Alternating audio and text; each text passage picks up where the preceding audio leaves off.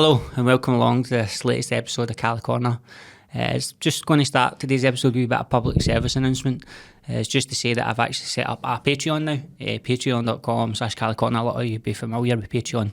I'm effectively looking to crowdsource the production costs behind producing the podcast here. So if you can afford it and you enjoy what I'm doing here, then please do consider heading over there. It's been set up at the sort of default value, which is $5, because I didn't know how to change it, to be honest, but that might change in the future.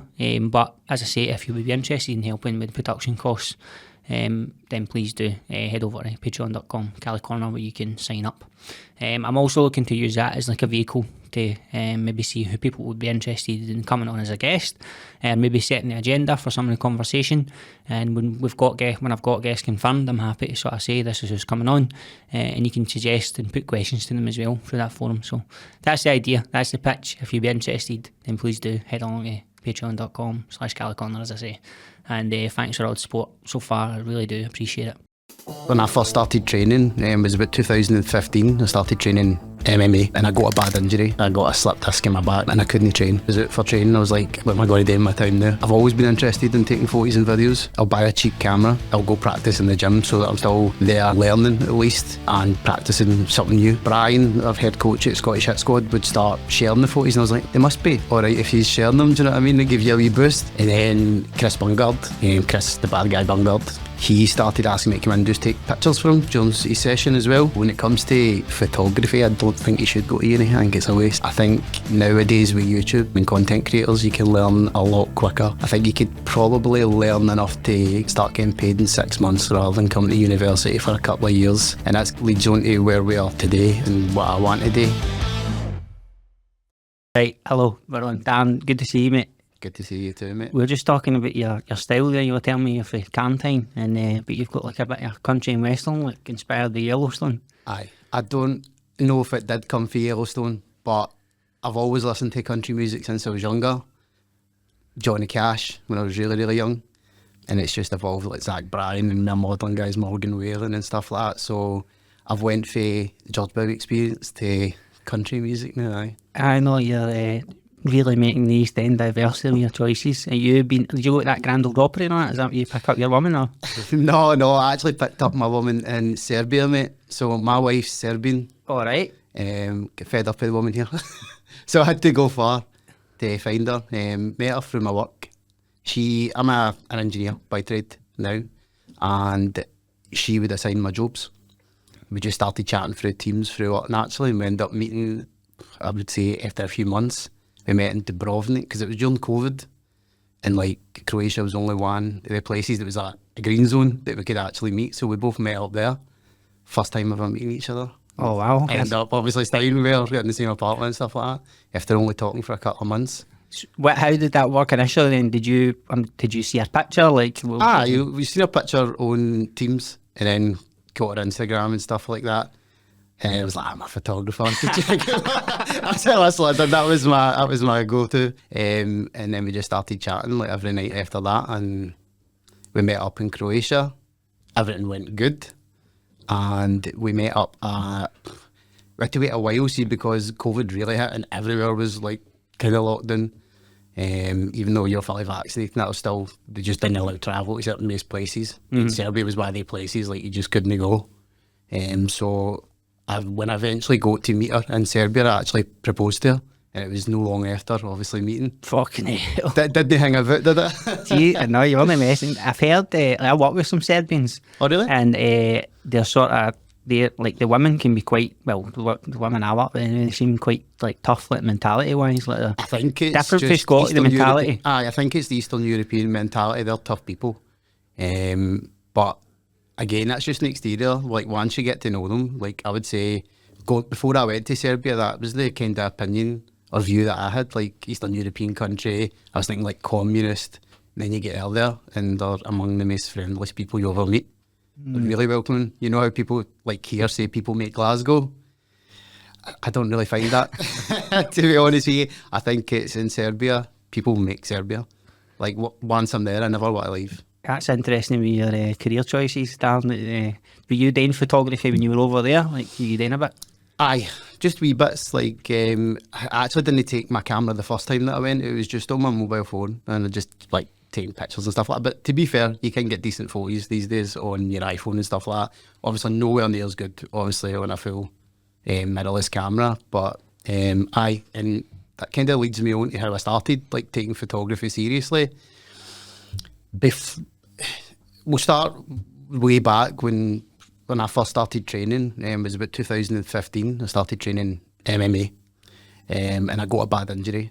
It's the first time like I really hurt my back. I got a slip disc in my back. I had a herniated disc, because discs don't actually slip. It's just the disc herniates. But people say it's a herniated disc. Like a broken back, basically. Is that what that is? Or? No, it's just like the disc in between your spine, the little puncture and herniate out. And it like, generally presses on a nerve, and that's where most of the pain comes from. I shot in a double leg, and somebody basically wrapped it up my neck and done like a DDT. So it just like spiked right on my head, and I couldn't train. It was a while I was out for training. I was like, what am I going to do in my time now? Because training's everything. Now, if you train, you know that when you're not training, maybe your mental headspace isn't the best. So I was trying to like, what can I do to, you know, keep myself ticking here?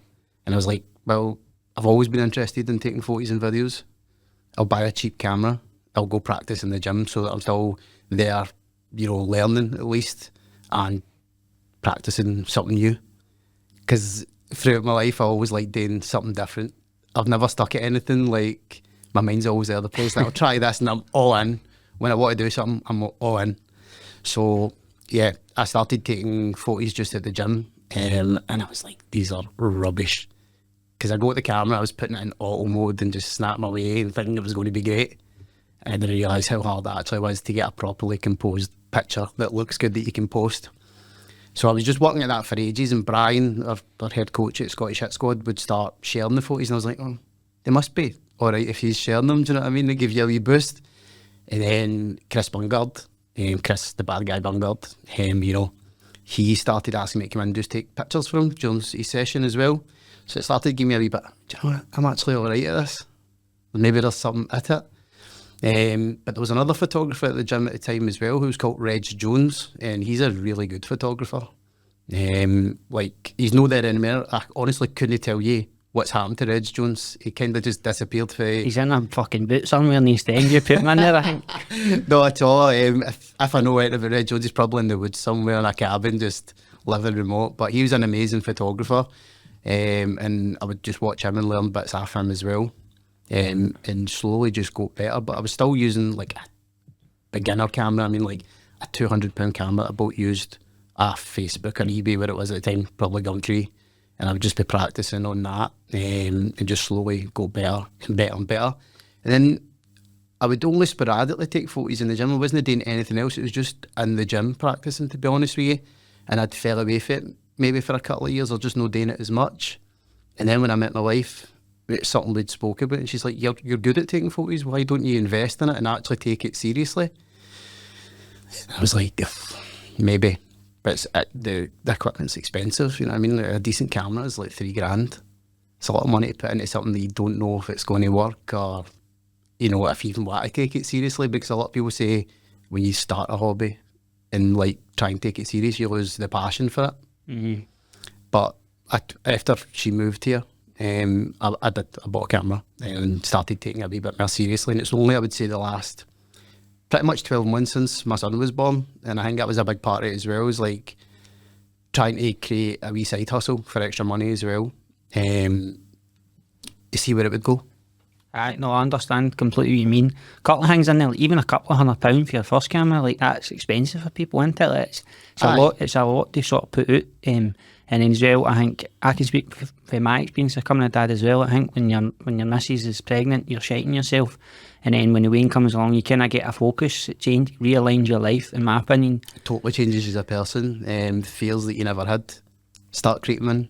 Stuff that you never worried about. Yep. Start creeping in. And you're also less selfish because you've got somebody else to worry about. So your whole life, you're effectively self-centred. Everything's about you. And then once this child comes along, that's it. It's no longer the case anymore. Didn't realise how selfish a person I actually was until the wean came along. Like, even just trying to fit training in, like try to juggle life essentially, like work, side job, you know, photography, training, it's difficult. And then spending time with your partner as well, obviously.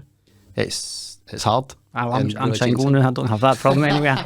I'm able to work around that. So, like, had you started taking pictures, like, because you mentioned obviously the gym, but were you doing anything before that? Like, what was your initial inspiration for even start taking them in the gym? It was just because I was injured, honestly. It was just like, I need something today, because I've always got to have my mind occupied, and I like learning new things all the time. So it was just a case of, let me try this. If it doesn't work out, it doesn't work out. I'll sell the camera or whatever, then we'll move on. I'll find something new today. And are you self-taught then? Like, you never studied this? You never studied it like under a fucking university type thing or college? No, and the formal education's the word I'm looking for. No, so my education, I did study at Cali, Caledonian University, and it was software development. Quickly realised that I hated it, but stuck with it because I didn't want to quit. No many people in my family had went to college, never mind uni, and I was like, I need to do this. Just when I start something, I like to kind of finish it as well, or till at least I've seen that I've done what I can in it, you know what I mean? So I stuck with it, done it. And I'm going to say something controversial. When it comes to photography, I don't think you should go to uni. I think it's a waste. I think nowadays with YouTube and content creators, you can learn a lot quicker. I think you could probably learn enough to start getting paid in 6 months rather than coming to university for a couple of years. You save yourself so much time just learning online, and that's kind of leads on to where we are today, I guess, and what I want to do. I've started doing like wee series online, just wee short content videos, just to help people that are beginners, give them wee tips that I found useful for the very beginning, to help them grow. I know I've seen some of this stuff. Before we get to all that though, like, how's it been going recently with obviously the people of Glasgow? Like, it seems like you're all over the internet, and it seems to be really taking off. How is that? Like, how do you feel about it as a person when you start to get all this, I don't know, attention, I suppose, and it can be a bit strange, like getting recognised in the city centre and like that. But the people of Glasgow, I originally only started that as like a filler. Essentially, it was what I really do is videography and photography for combat sports or sports. That's what I originally started with. And the way the algorithms work for social media and stuff like that, you kind of punish for no posting every day. So I always want to post every day, and I do like street photography, but it's just a hobby. It's something that I'd never wanted to monetize or take anywhere. It's just purely for me.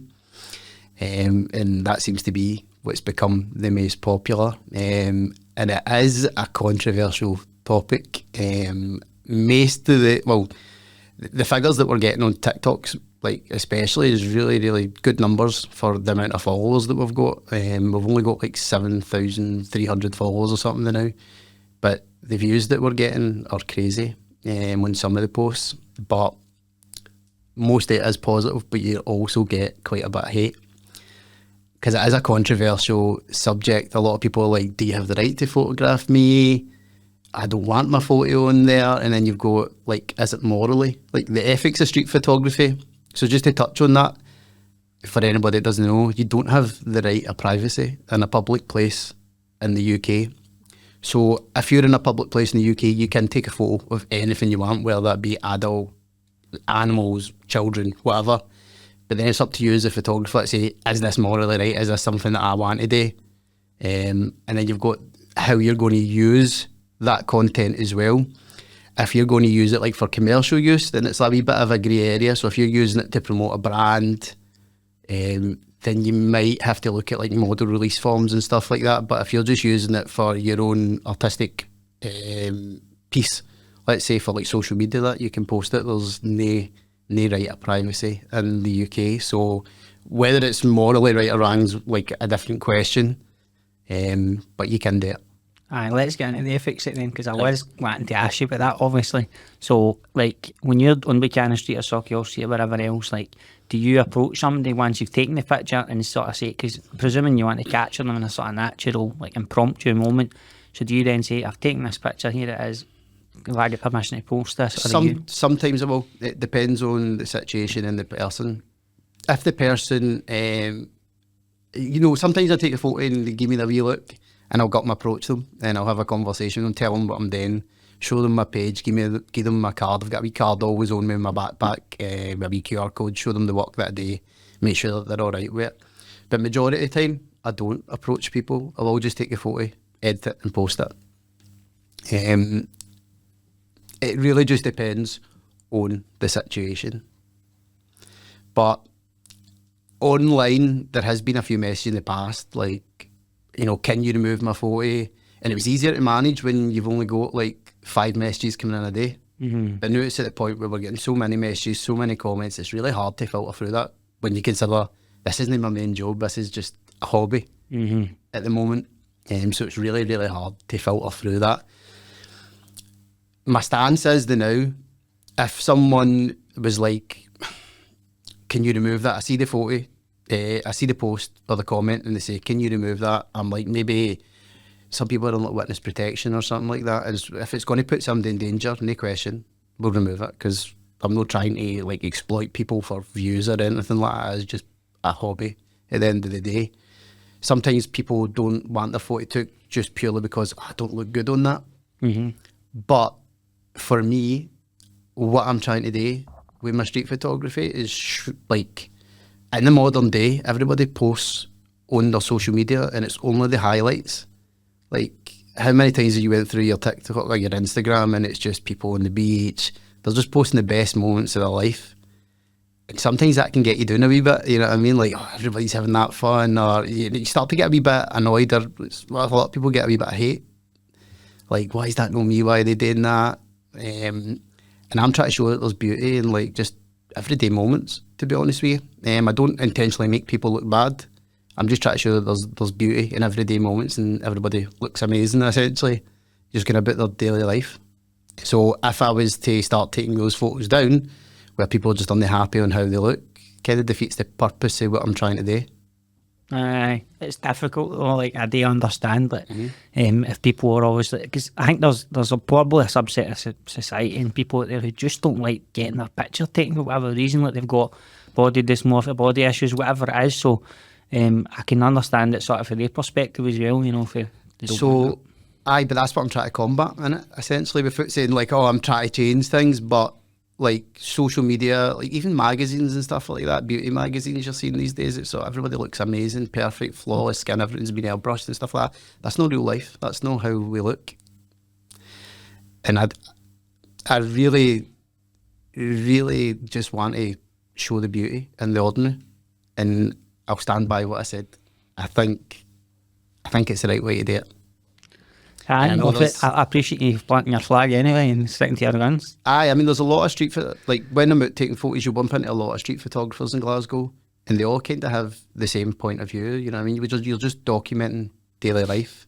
You're not trying to exploit anybody. Because I've had a few people where there's maybe like being a homeless person in the background, stuff like that, saying like you're exploiting the homeless person.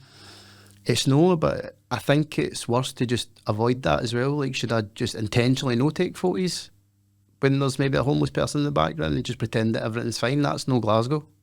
We have problems in the city, in this country. Do we just ignore them? I had actually read briefly about this, because obviously I knew you were coming in today, and they were sort of in this piece, they were sort of saying that homelessness was maybe one of the ones that you should kind of worry about, because they don't really have a choice. Sometimes they're in public because they've not got a home to go to, you know. They're looking for a bit of help. So I do understand, like, it does seem like there is a kind of ethical case here that it's a wee bit more tricky. Aye, it is, it certainly is, and that I've had a few comments, like people thinking that I'm just exposing homeless people or that, but there's really actually that kind of post that I put on. However, whenever I do, I'm always out talking to the homeless and stuff like that. I'll take a wee second to speak to people, do you know what I mean? Aye, you're not doing bum fights or anything like that anyway. I've not seen that kind of... Not new bum fights. I've not seen that in a long time. No, it's nothing like that. I'm not exploiting people. The street photography isn't monetised. It's purely just a hobby. It's something that I just like doing. What about, because we're on this subject, have you ever had any like aggressive sort of encounters yet? Because Glasgow's obviously got a reputation for... Never once, and I've been to like a few schemes and stuff like that, because I don't try and like Govan Hall and stuff like that, which is a lot of issues. No, never once. Again, I think it's just down to the person. I'm quite an approachable person. I will speak to people. I will interact with people. I like talking to people. Never once had anybody threaten me, nothing like that. The only one time that I did have was in the city centre. It was actually 2 days ago. There was a juggler, a street performer, and I was taking photos, and he made that eye contact when he looked at me, and he was like, no. But he was more worried about his likeness being used by AI and deep fakes and stuff like that. But that was a wee bit of a strange one for me, because by the nature of his job as a street performer, he would probably want more eyes on him, and he knows that people are going to be photoing, videoing him. It's a wee bit of a strange one. I'd maybe have expected something like that if I don't know, somebody a wee bit like a businessman or something like that. Maybe no, like a street performer. But that's the only negative I've had. No, I know what you're saying there. I actually seen you did one with Goku, and in my Fringe I seen him just randomly on the Royal Mile one day. He's brilliant. The Fringe was excellent, so as you get a lot of cool photos and stuff, some that I've no posted from that.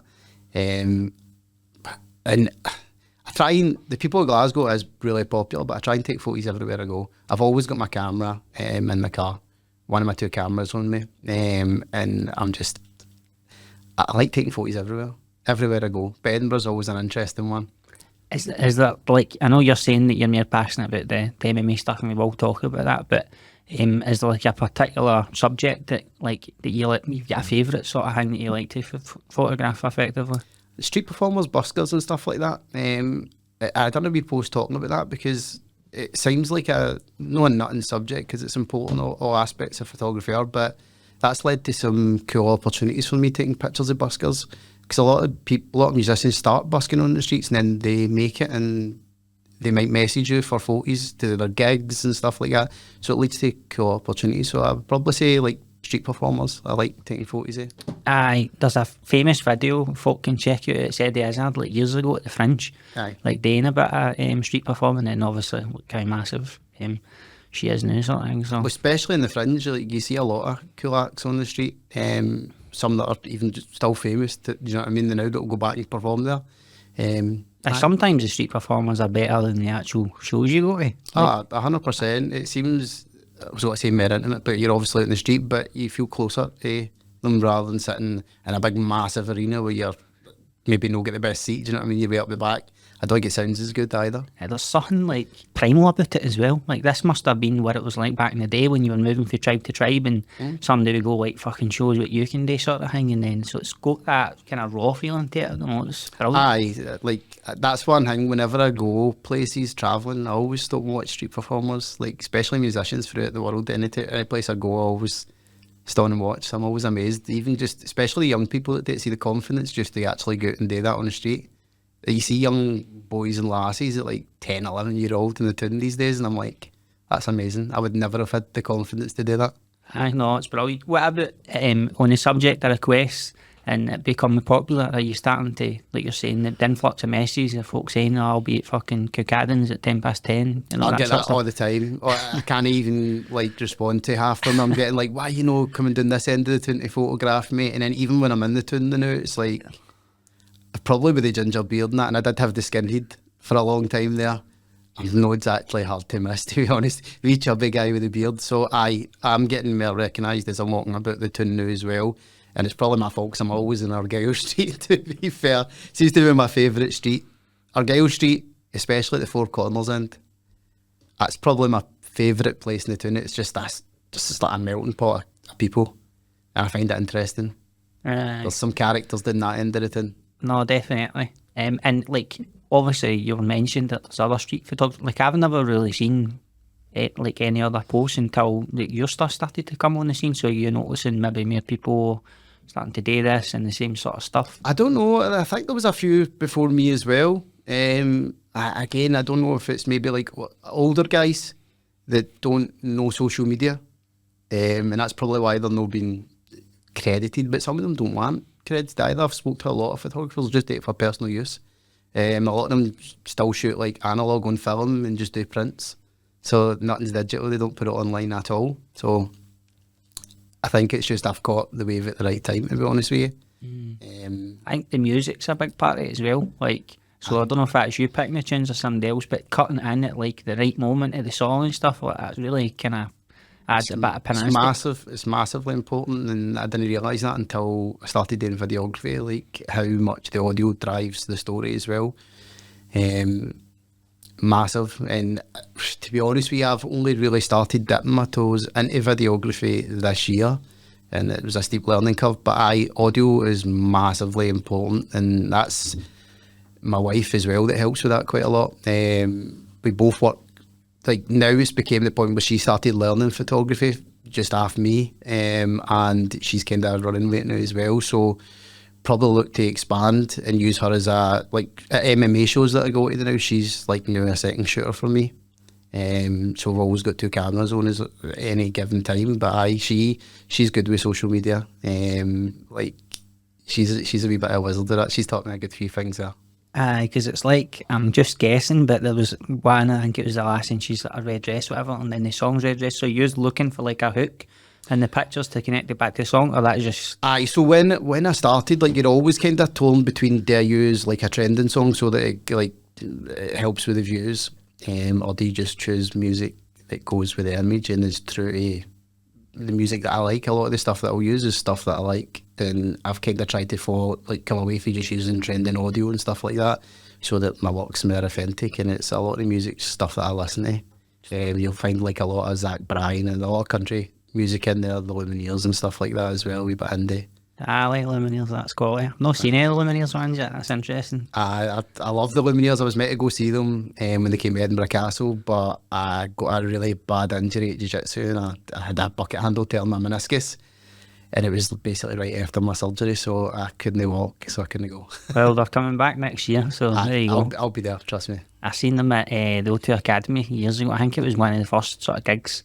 Because I just stumbled upon them one day. It was like they've got this class video on YouTube, and it's like them in New Orleans or something, and it's like a sort of studio flat, and they just like perform the whole album. I love it. There's other videos for one album, like the Ballad of Cleopatra, and it's like, I think it's like 8 videos or something like that, and it's just a story that's been told through the music videos, and just like for me as a videographer as well, just watching that, it's beautifully shot. It's amazing.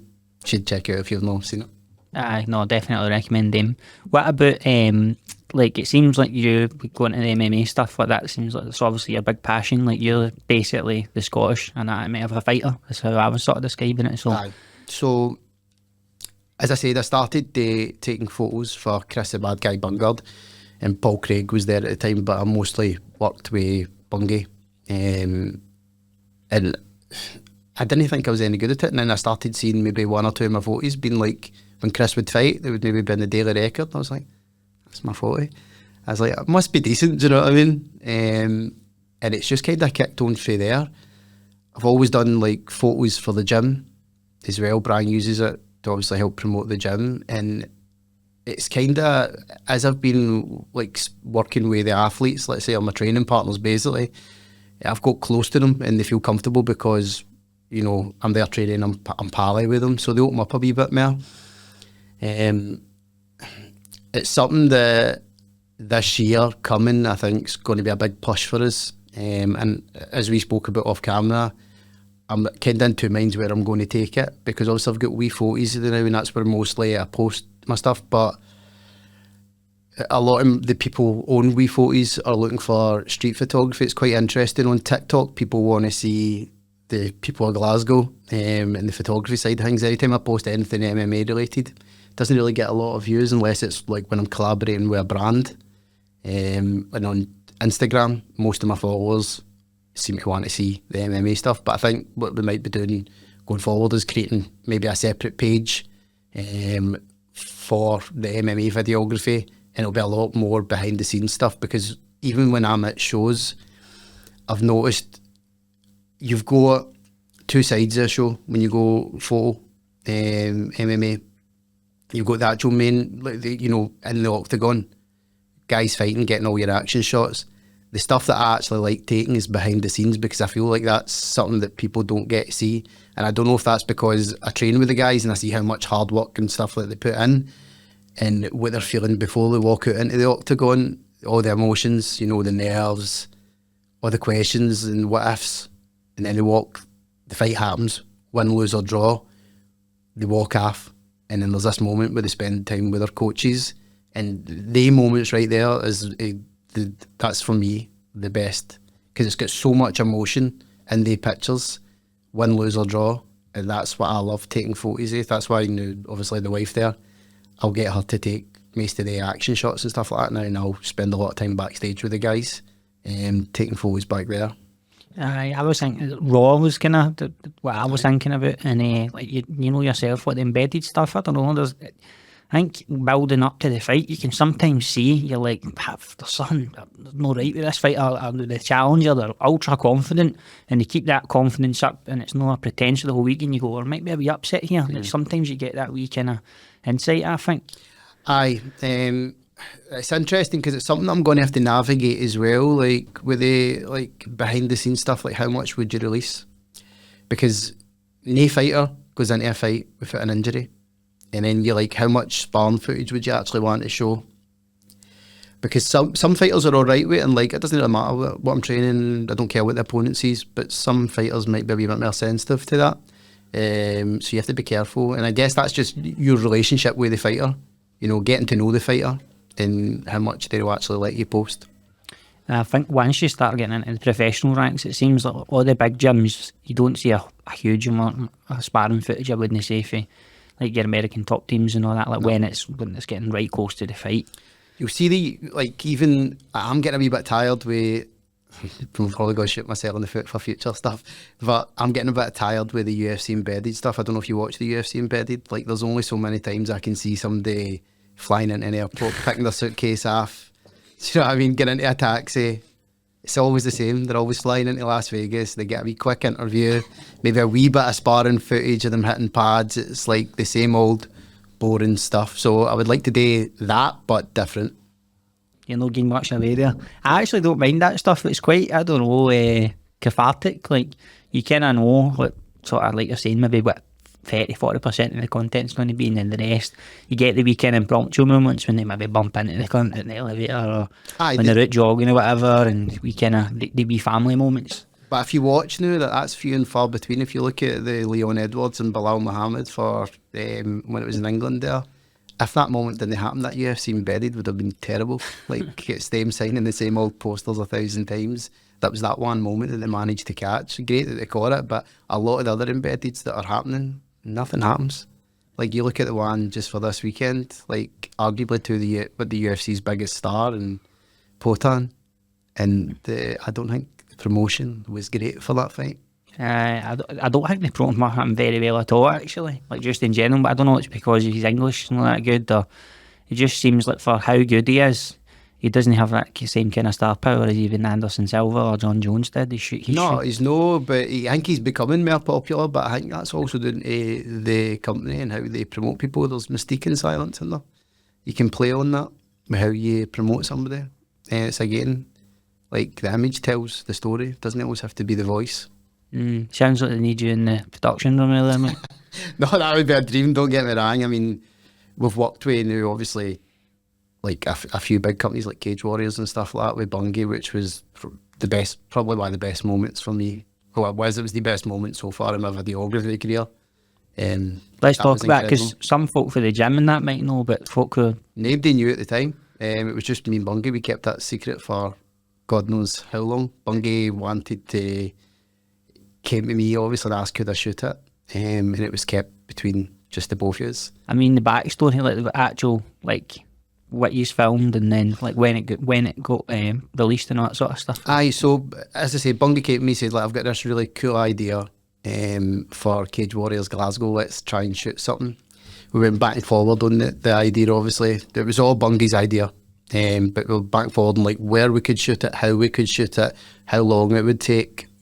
We actually ended up using like bare minimum equipment, to be honest with you, and it was a wee bit like an improv on the day, to be honest with you.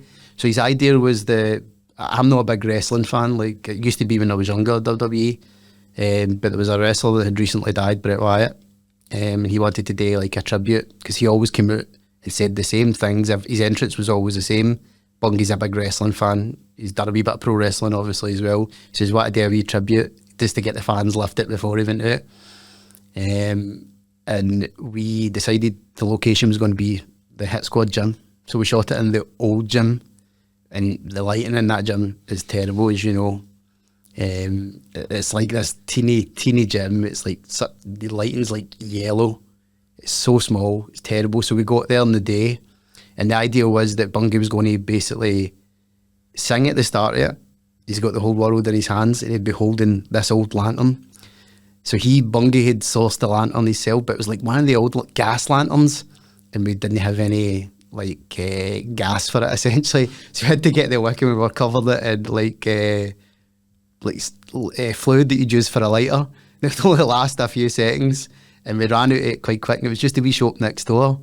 But we eventually got it on one take. But the outtakes are hilarious, to be honest with you. We might release them if Bungie's happy because they're funny. I was just about to say you should release it. So I'm that much in it. Like, see, when I seen it, I was like, this is class. I wasn't at the live event, unfortunately, but when I seen the video, I was like, that's amazing. I actually thought it was fucking the day with Con Air, you know, at the end they sort of sing it. Aye. So I didn't even know when it was, but I was still like, this is amazing. Just visually how it was shot, so well done anyway. So it was done, had a couple of wee lights there and stuff like that to help to light up his face. A couple of key lights when the actual flame for the torch, it just wasn't enough. So we gave it a couple of wee extra bits on it, and then when they blew the candle, everything went dark, and the pop that it got for it didn't come through as much as what I wanted it to. Like on the telly, the way they had edited it, like the whole crowd had their phones up, they were all singing along, and then obviously it kicked into Bungie's Creedence Clearwater Revival music, and what a pop he got, man. And it was incredible just for me as well, just to say I did that, because I was obviously we were in the audience, and I was like, that's incredible. And again, nobody knew backstage even that he was going to do it. So it was a surprise for everybody. It was just me and my missus all sitting in the crowd waiting on it, like, is it going to go, is it not going to go, do you know what I mean? Because you always have doubts, like Bungie'd say that's what we're going to do. We were in touch with the guys, the media team for Cage Warriors as well, but we were just kind of waiting, like, what if it's no good, did anyone want to use it or something like that? You kind of doubt yourself. Every time I put work out, it's always full of self-doubt. You never think it's good enough. But then when I seen everybody else go mental at it, I was like, that's brilliant. That's just artists in general, isn't it? No, like everybody has that kind of doubt. I guess so. I don't have any call myself an artist there, like, but I guess I just get filled with self-doubt sometimes when you post stuff out. Even like, I've had a lot of people reach out to me as well and say to me, like, how do I get paid, or how do you know when you can start charging? And I think if somebody's willing to pay you, then they see value in your work, regardless of what you think, and just do it, and you'll always get better. I mean, there's some stuff that I've shot recently, and I'm like, what am I doing? This isn't. I'm not good at this. I've never done this before. I shot like promotional shots for a construction company the other day, something totally random that I've never done before, really. You learn on the job, don't you? And again, for the next time, because we're booked in with them again, so obviously they like to work, but the next time I've like different wee ideas. You always get better every time you do something, don't you? Just living in life, isn't it? You have to start somewhere. Oh, of course. What about just going back to the sort of the photography stuff? Presume you're familiar with the Humans in New York, sort of? Love that guy's stuff. I did think about doing something. I was like, I don't want it to be too similar to somebody else's work. I love the fact that it is one person, and like you're getting their story behind it as well. There's a lot of guys on TikTok that will have like action cameras on them. They'll take the photo and they'll video the full interaction, then they'll go up and speak to the person and get their story too, which is interesting. I'm trying to find a way to connect a wee bit more people with the people in the pictures without doing it in a similar way. So I've got a few ideas of stuff that I might be posting in the next couple of months. But that guy's work's amazing. Like, it's the story that drives the image in it. It's like, and then you get the backstory and you buy into it. Aye, but it's always like dead deep, I think. Like you get like some real incredible. Sometimes you read them and you're like nearly greeting. You're like, this is amazing. Very deep. I mean, I don't know if that would work in Glasgow, to be honest, if I'm going through one of the schemes quarantine or something bumped into. See, that's the thing. I think it would. I've always thought, ever since I seen that page, I was like, there's a gap in the market here, like for something like in Glasgow. How many times have you been in a pub in Glasgow, a random pub in the East End or something like that, and you sit and just talking to the old guy at the end of the bar, and you could just sit and talk to him for ages because he's got some amount of stories. Then you'd be like, even if half of this is true, unbelievable. Like my mate, he's a YouTuber. He went to the guy in London Road I don't know if you've seen that house on London Road that's got all the big artwork outside it because they raided his house because they stole Princess Diana's jewels. Aye. And just watching his video, it's an interesting video, check it out. It's Raymond Hewitt's his name on YouTube. The guy's got some that stories, and even if only a quarter of them are true, man.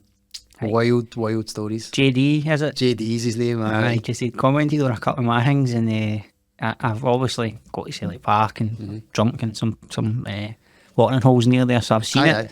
And I was like, I wonder if he'd be interested to sort of speak to you. I've actually watched that. So when Raymond reached out to him, he was a wee bit cagey at the start, because I think he's worried about people monetising it or like maybe representing his story, because he had done a few documentaries in the past that he wasn't happy with, I guess. But he was quite happy with the stuff that Raymond had put. Because Raymond was just honest, I just want to find out your story, and because the guy's a wee bit eccentric is what I would say, so he's all over the place and try to get your story in like a chronological order so that people can understand. I think it's important, because it's an interesting story.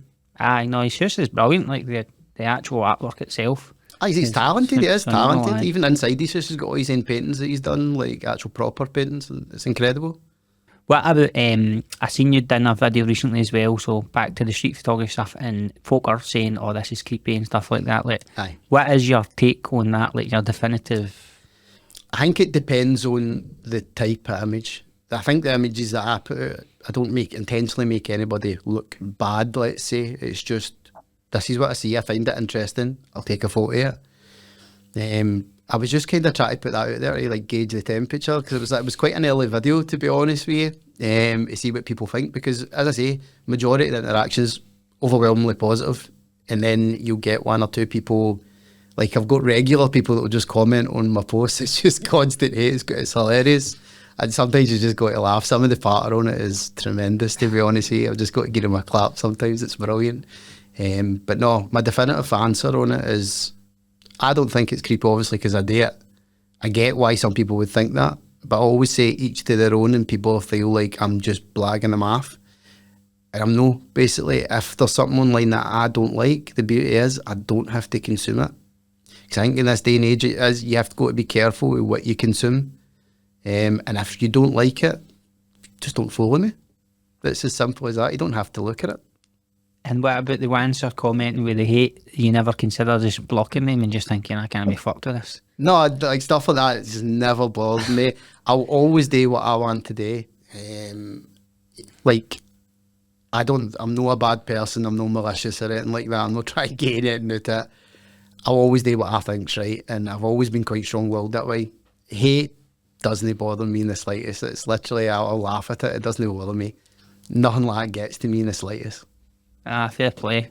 If it's like, I've had a couple, see if it's like abusive comments or whatever, no but mean, but somebody's been on, I just delete it, but it's like, I can't be fucked with this. I've honestly, it's at the point now where I don't have the time to like reply to every comment, but when I do see one of the ones that are like cheeky off, I find it funny. I grew up in East End of Glasgow, I came from Carntyne, and obviously like banter's quite harsh here. That's something like my wife noticed when she comes here the way that me and my mates will talk. It's like harsh. I think that's just part of the culture in Glasgow. And it's probably something important to touch on, because I feel like, and I don't know if it's something you've experienced, I think there's a thing where we don't like seeing other Scottish people do well. I've noticed a few people online post stuff, or like they're doing something where it'd be like mental coaching or something like that. And the people get hate for it. And I feel sometimes it's only because they're Scottish, because if you see like an American, we'll say influencer, posting something, people get behind it and they'll all follow them and think it's great. But as soon as a Scottish person try to do it, it's like, I don't know, I feel like people hate a wee bit more. I don't know, I've not really had too much. I think I'm like still early days for me, so nothing like that's really came. But I think like we're similar to like the Welsh and Irish, even England as well, in terms of how we interact. So I don't know if it's just a Scottish thing, but I think it's definitely like it can be a class thing. I think it sort of came out a couple of times where people are like, know your place, you know, like, and there's a fear, I think, when you come from a kind of working class background about sort of overstepping your station. This has kind of came up a few times. Oh, 100%. I think that's exactly what I mean, though. That 100%. It's like you're supposed to just do this job and that's just it until you die, essentially. You're not supposed to better yourself, or not supposed to do something different to what other people do, or it's considered weird. And But who wants to be normal anyway? mate, you know, if we go into an MMA gym or jiu-jitsu gym, none of us are normal. To be honest with you, we're all weirdos. Aye, see, there's something in that as well, I think. Do you think if you hadn't obviously started your MMA or Jiu Jitsu journey, you'd be sitting here sort of the day doing your photography and all that? Honestly, I don't know.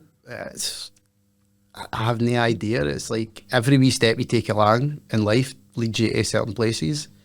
I probably would have tried it at some point. I mean, even when I was younger, my mum and that had cameras and stuff like that. We, like, for going on holiday, we would go to like America or stuff like that. So I'd always played a bit with them, and I thought they were cool. So I would have probably touched on them at some point, to be fair. But who knows?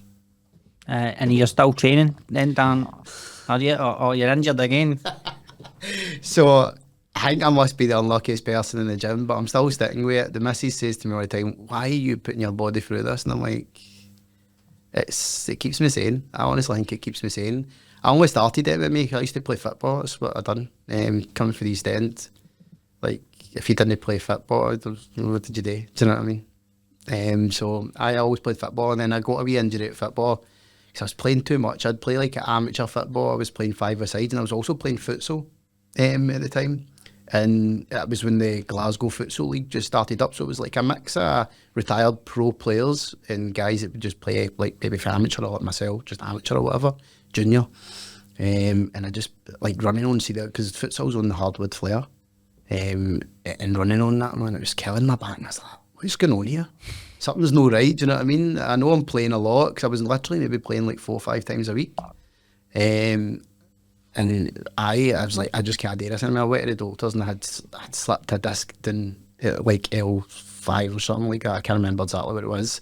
So, and every time I would run, I would just get like bad sciatica, man. Like, waking up in the morning, it would take me like half an hour to get out of bed. Like, constantly just living on cocodamol and Tramadol at the time. It's another story, even just trying to get off that, because early years I've obviously picked up just so many injuries.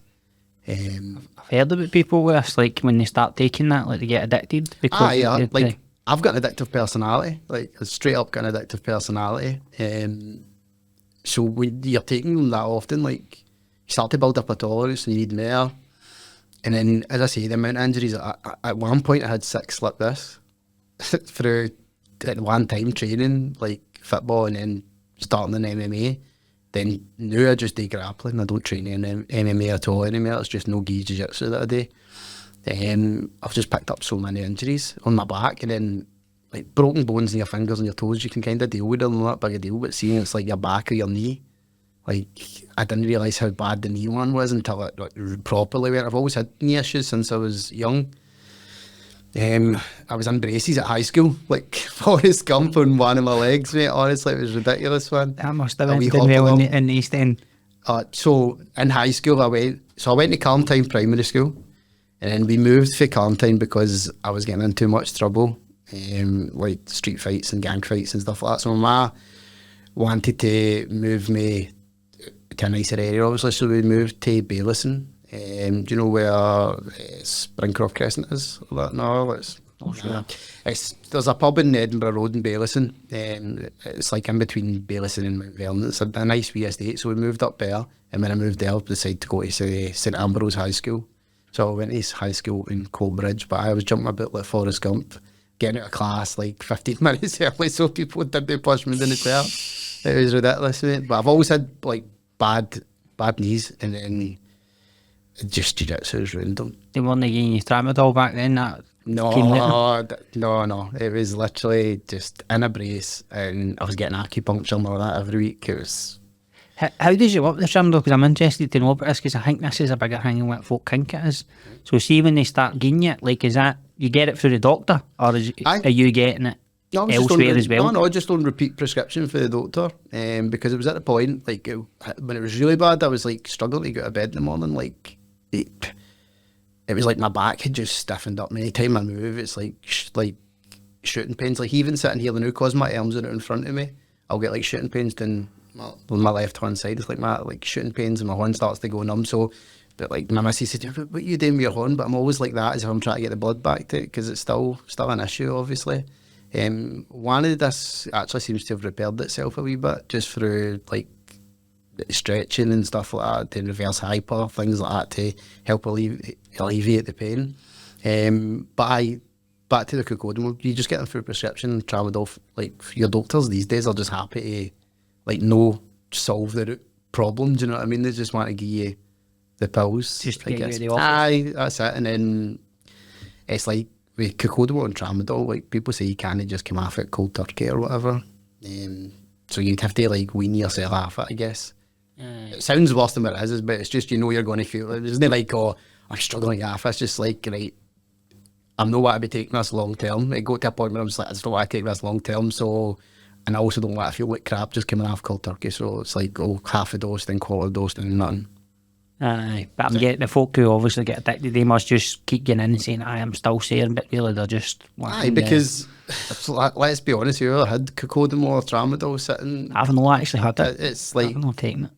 Luckily for me, I think, because I've got an addictive personality. If you ever speak to any junkie, I guess it's like Valium, mate. It's like sitting with like this what I'm feeling there. You can just have a wee cup of tea and people feel great, so it does make you feel good. So I guess it would be a problem for a lot of people to come off it. And I've known people as well, especially through sports, like in MMA, there's loads of people like that are constantly living on it just so they can get to train, because it takes a lot to train at MMA or Jiu Jitsu, because your body is constantly carrying injuries. There's nobody in that gym that you're training with who's not got some sort of niggle, so like it takes a lot for them to get there. So if they have to take something like that to get there, then they probably will. Even from like an amateur perspective, you were sort of saying to me, I would see you on a Sunday or like me in the morning, like I couldn't go and do a session in the morning and then get battered effectively for 60 minutes and then turn up after a shift at work and do another session at night. Like it's very taxing on the body.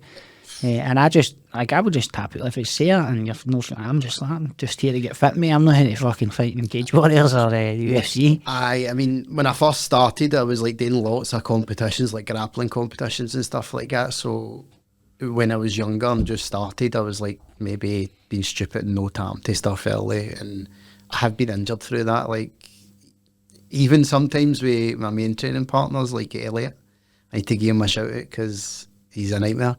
Elliot MacArthur, sometimes with him, like, I don't want to tap. I don't want to give him the satisfaction. So he's broke my rib before just because I didn't want to tap. I was like, nah, I'm no tapping to this. Nah, see, I never had that mentality. I just don't understand it. I guess, like, even though now, like, I've not competed since I think it was 2019's the last competition I done, and it's something I'm always toying with. Like, I want to compete again, but I can't seem to get a run of like consistent training in the now.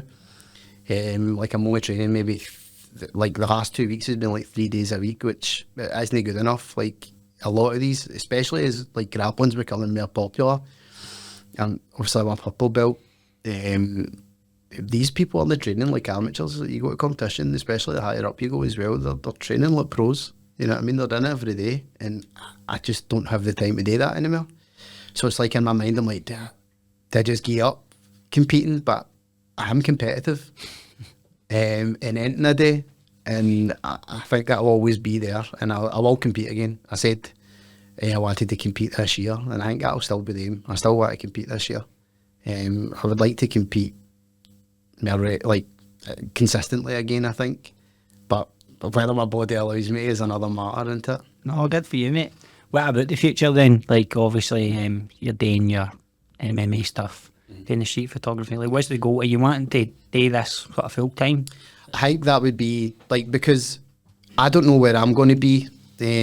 My missus, the new, is here on, like, a spouse visa, which costs a lot of money. And that's another, like, gripe that I've got the new between, like, illegal immigration and legal immigration in the UK, because I actually feel it. We're paying a fortune for her just to come here. You basically have to pay your immigration, like your visa fee, and then you've also got an NHS surcharge, which is a health surcharge, so you pay that per year as well. So she pays for her healthcare, whether she uses it or not when she's here, and it's thousands of pounds, mate. It's no pennies, do you know what I mean? And it's gone up, so that only lasts her for like 2.5 years, and then she has to apply for it again. I think it's August we need to reapply again, which is another the visa's like £2,000, and then your NHS is like £1,500 a year as well. So I don't know where I'm going to be, and obviously with my full-time job now, it kind of ties me to this country. I think if I was to do photography or videography, that's something that I can take anywhere, and I can be posting content for anywhere in the world. So if I could do that, that would be amazing, and I wouldn't be feeling like I'm tied here. I know what you're saying. See, on the visa, I know a guy who had met a lassie over in China years ago, and he sort of briefly spoke to him like this as well. So is it still the same? Like, to get a permanent visa, if you're coming from another country, then you need to make over like 25 grand or 35 grand or something? Is that the rules? When we first applied, I think it was 18,000. This year it went up to 28,000, and then the next year I think it's going up to the end goal for the new government's 38,000. Wow. Which for a lot of people, we're lucky we both work full time, so it wouldn't be a problem. But for a lot of people, that's a lot of money. It's huge, mate. It's The average salary in the UK, I don't know what it is in Scotland, but it's about 30 grand. Aye. So it's not an insignificant amount of money, and I think it puts a lot of people off. And it's a shame because obviously the country does lack like skilled workers. We're crying for skilled workers. It's not like the missus has came here and there's no contributor. She works full time, she pays taxes. We have a son together who's Scottish as well.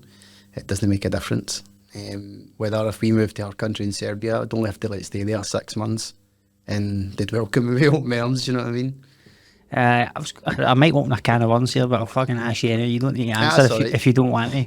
But like, with your missus coming from sort of Eastern Europe, like, have you experienced any like arseholes effectively, like discriminating against her because they don't know about this? Well, obviously about paying money for visas and all that. Like, because I think unfortunately we do have people like that here in Glasgow. Of course. I see it on a daily basis when I'm out taking photos. You see like people being, I guess, racist as you would class it these days. We've no personal experience that. People have been like super nice and welcoming there. I've no personal experience anything like that. None at all. The only time I ever like kind of experienced that was actually in Croatia. Croatia and Serbia has got like quite a, I don't want to say contentious, but there's been some hatred at certain points in the history of Yugoslavia when that all broke up. So when we went to Serbia, I didn't think it was going to be that bad, and like she wouldn't get served. The guy was just ignoring her because they knew she had a Serbian accent. They speak the same language, like one or two words are slightly different, but they wouldn't serve her. There you go. See, they say that intolerance only happens in Glasgow, but it happens everywhere. I know, 100%. Here, again, super positive. Good. No, I'm glad. Cool. Is there anything else you want to discuss, Dan? Or? No, I mean, just to touch on maybe the MMA side of things again, I think something that's important that I've noticed, because now that like as we're expanding as, say, a brand, we're working with like a lot of brands now as well, like Animalia Apparel. We've done with like Look for Anaconda Fightwear and stuff like that, and some other companies.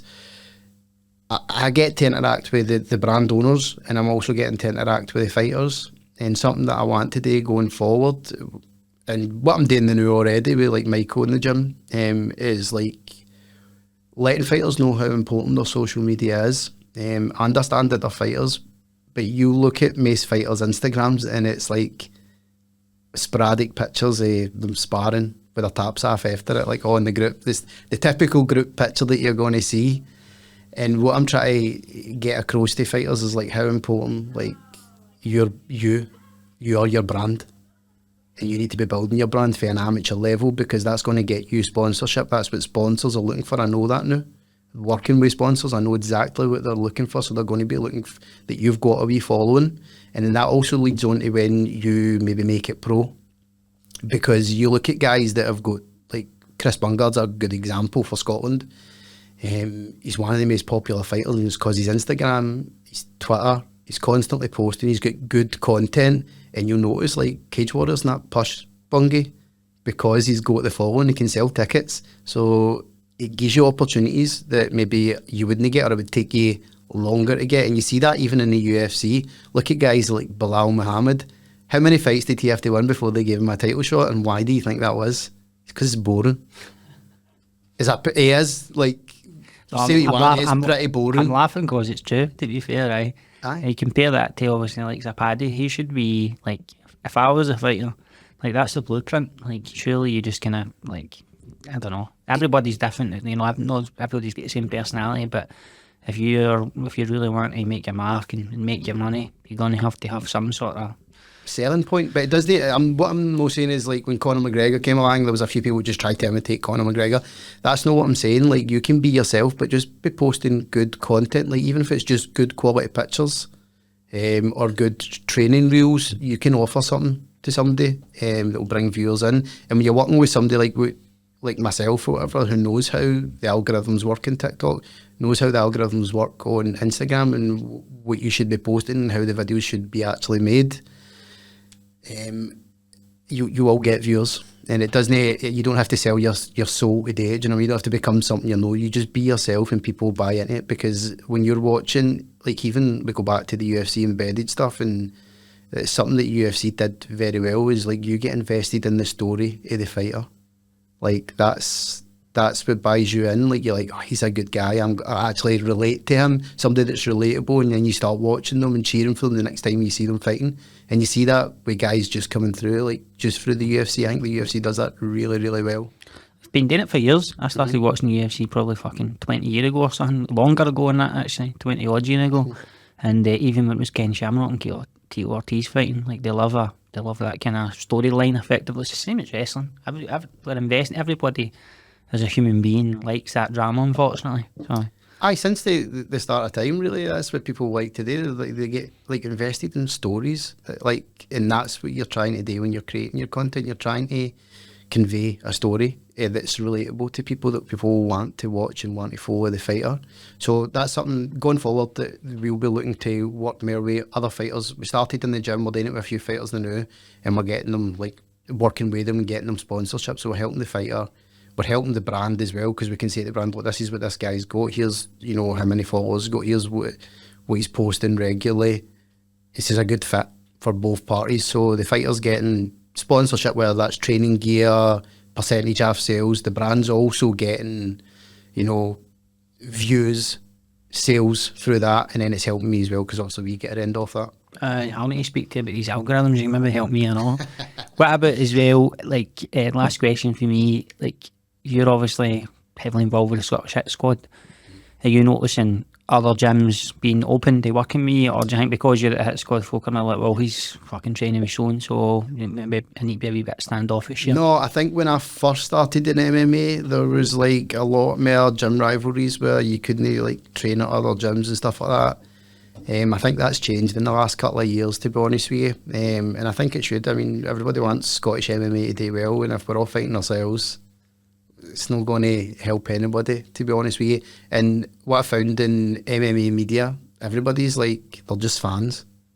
So they're like super passionate about it, and they're actually really helpful. We've got like a group on Instagram and stuff like that with like guys like Moses for Ayrshire Hit Squad, and a few other photographers as well in the space, and like posting like tips, techniques and stuff like that help each other out. So no, it's quite a like welcoming space, to be honest with you.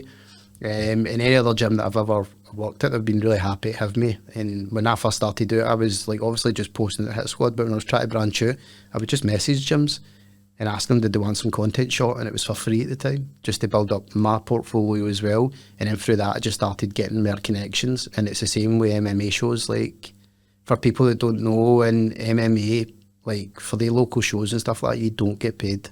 None of the photographers there basically get paid. We're all just there shooting to build our portfolio. And that's how you're building your portfolio, and you're also making connections as well. And you never know where it leads. Like, as I say, I've now got to work with Cage Warriors on a couple of occasions, so you never know where that's going to lead as well. Do you know what I mean? You have to put the work in. That's just the nature of the beast sometimes. Like I always say to people, just try, because you never know where it's going to take you.